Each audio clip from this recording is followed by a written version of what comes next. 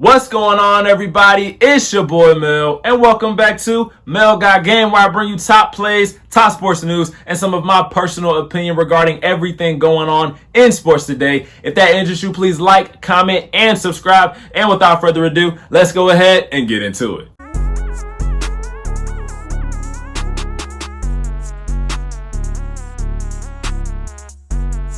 So guys, it is no secret that this offseason was definitely one to be remembered. I mean, it was very unpredictable. It wasn't the wildest offseason ever, but it definitely ranks high in terms of like the last 10 years or so. Since the season has ended, we have seen a flurry of moves happen, such as the Dolphins trading for Jalen Ramsey, the Bears trading their first overall pick for DJ Moore, and the Ravens signing free agent Odell Beckham, just to name a few. And heck, the offseason madness still isn't over, with big name free agents like DeAndre Hopkins and Dalvin Cook still floating around in the market. So there are still some surprises left, and I wish I could talk about how all of these moves are going to impact these teams moving forward. But today we can only talk about one, and in my opinion, it is the most interesting offseason move to happen so far, and I think some other fans agree with me too. And that move is the Jets trading for longtime Packers quarterback Aaron Rodgers. And if you are a fan of the NFL, then you would know that this isn't the first time that a franchise quarterback for the Packers said they want to take their talents to New York. Me through the phone. He copied my whole flow, word for word, bar for bar. But for the case with Aaron Rodgers, you just knew something like this was gonna happen. I mean, the relationship between Rodgers and the Packers had been diminishing every year for the past 2 or 3 years, with Rodgers citing many of his personal concerns coming within the front office, particularly with the Packers general manager, whose last name I cannot pronounce, so I will not even try to do it right now because I don't want to butcher that man's name. His first name is Brian, and that's all y'all need to know. If y'all want to try to take a crack at it,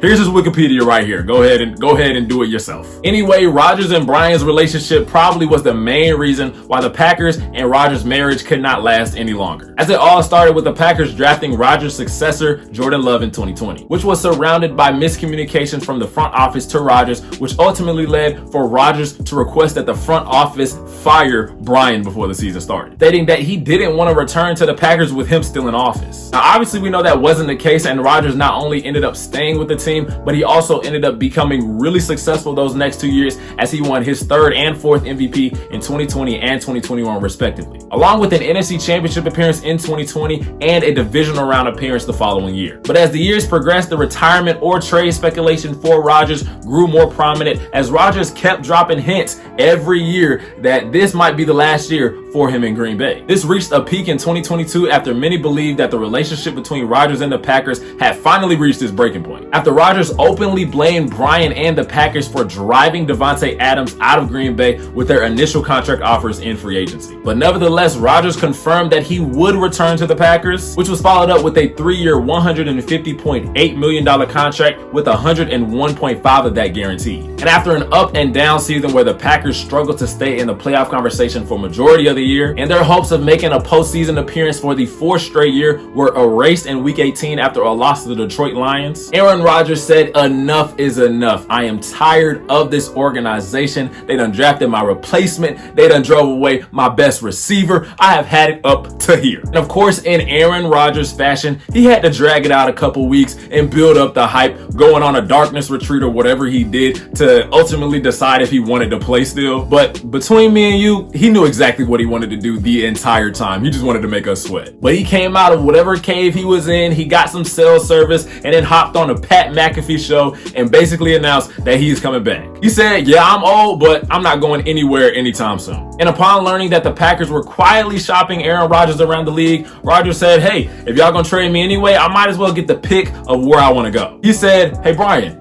come closer. Come closer. Little closer, little closer.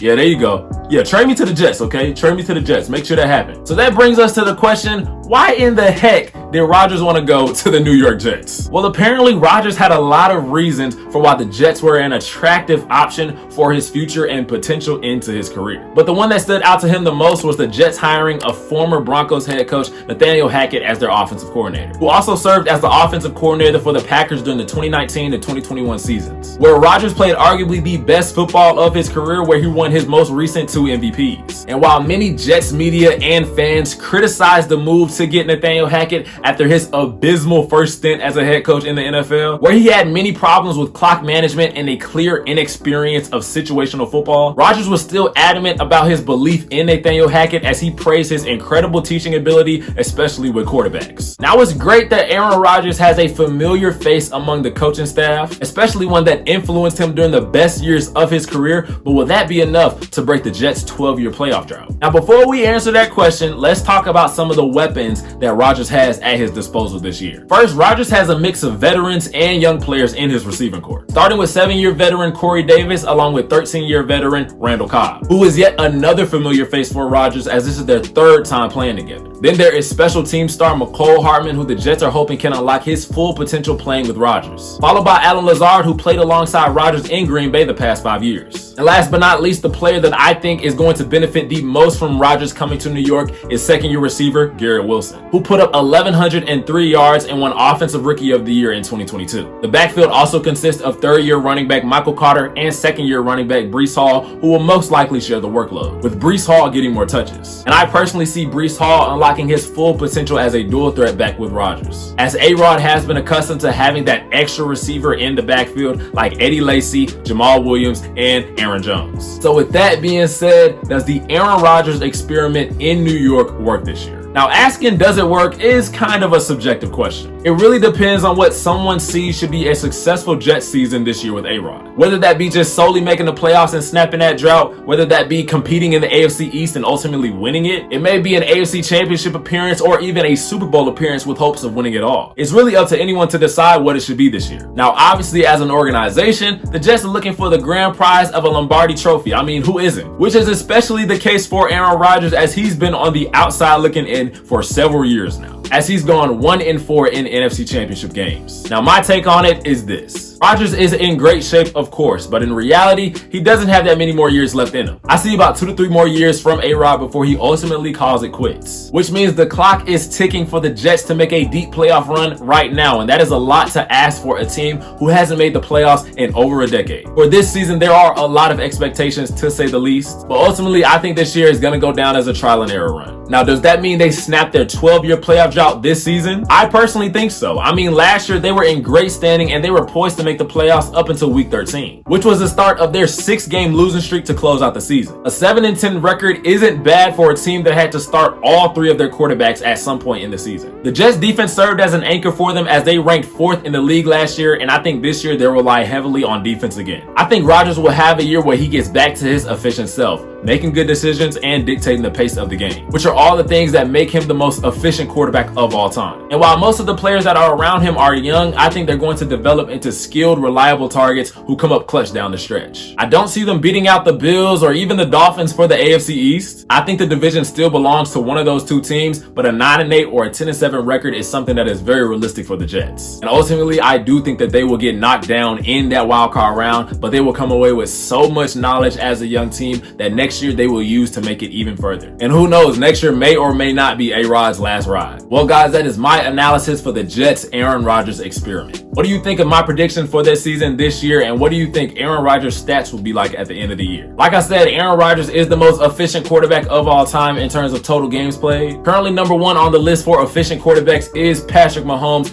but he's still a little baby, okay? He's still got some time. Yeah, he got a few Super Bowls under his belt, but some big dogs are still in the league right now. Patty Pat, you got a few years before we relinquish that title to you. Anyway, guys, I hope you enjoyed the video. Don't forget to like, comment, and subscribe. We are almost to 500 subscribers, so go ahead and keep subscribing. I love you guys. Have a great rest of your day, and I'm out. Peace. Whew. It's hot, bro. It's hot outside, bro. It's hot in here. God, Jesus Christ. Whew. We have seen a flurry of moves happen, such as the Dolphins trading for Jalen Ramsey, the Braves. Why am I talking about the Braves?